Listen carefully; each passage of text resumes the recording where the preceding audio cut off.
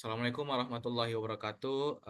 Perkenalkan saya Renaldi Putra Siregar dengan NPM 2208 260 264. Di sini saya mempresentasikan tentang mind map pada blok obstetrik. Dari mana di sini saya membuat judul dengan mekanisme persalinan normal. Jadi mekanisme persalinan normal itu proses di mana bayi, plasenta dan selaput ketuban keluar dari rahim ibu terus dianggap normal di saat usia kehamilan cukup bulan setelah 37 minggu tanpa disertai adanya penyakit. Partus normal ini mempunyai tanda-tanda, yaitu yang pertama ada keluaran darah atau bloody show, lalu lepasnya mucus plak, terus terbukanya vaskular pembuluh darah serviks, lalu pergeseran antara selaput ketuban dengan uh, dengan dinding dalam uterus. Lalu ostium yang kedua ada ostium uteri internum dan eksternum terbuka, lalu serviks menipis dan mendatar. Lalu selaput ketuban dapat pecah spontan. Lalu yang keempat pada primigravida di atas biasanya itu di atas 20 jam, pada multigravida di atas 14 jam untuk partus normal. Lalu mekanisme persalinan normal ini mempunyai ada ada kala yaitu ada sampai 4. Jadi mana pada kala satu itu mempunyai fase laten dan fase aktif. Fase laten ini yaitu pembukaan sampai mencapai 0 sampai 4 cm yang berlangsung 8 jam, kurang lebih 8 jam. Terus ada juga fase aktif yang dimana pembukaan dari 4 cm hingga lengkap. Yang juga terdiri dari fase akselerasi yaitu kurang lebih 2 jam.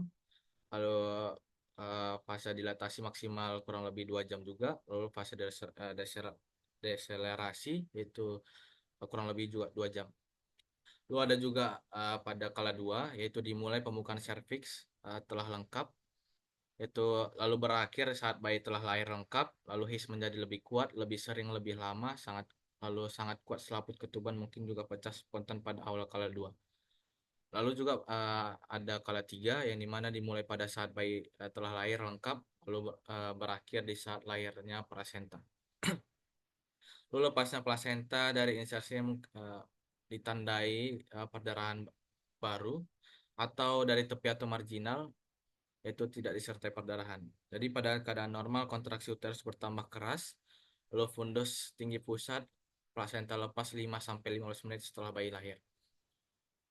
Lalu ada kala 4 yang dimana observasi hingga 2 jam setelah postpartum.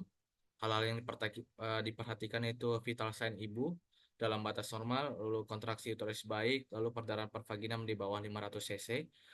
Lalu plasenta dan selaput ketuban harus sudah lahir lengkap. Lalu kandung kemih harus kosong. Lalu luka-luka di perineum harus dirawat jika ada laserasi, dijahit.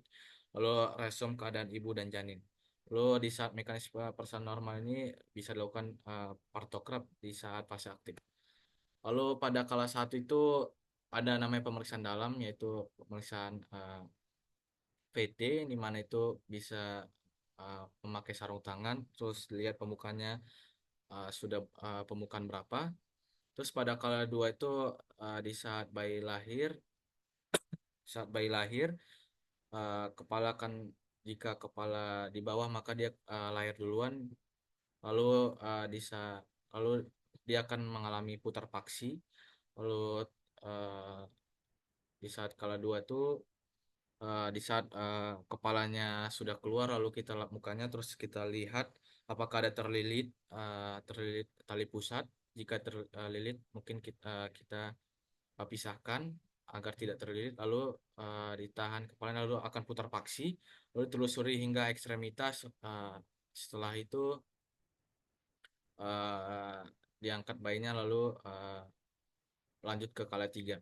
Kala 3 yaitu lahirnya plasenta, ini mana plasenta akan lahir di bawah 30 menit, yaitu dengan kita kasih oksitosin 10 international unit. Terus kita pertama kita tali pusat itu kita klaim di saat masih untuk memotongnya, lalu kita potong diklaim di antaranya lalu dipotong di tengahnya.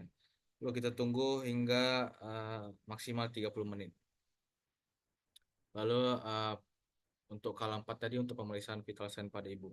Sebelum melakukan persalinan normal itu ada pemeriksaan yang dimana untuk Leopard, untuk yang pertama Leopard 1, Leopard 2, Leopard 3, dan Leopard 4. Yang pertama Leopard 1 itu kita bisa mengukur tinggi fundus uterinya yang pertama, terus lalu kita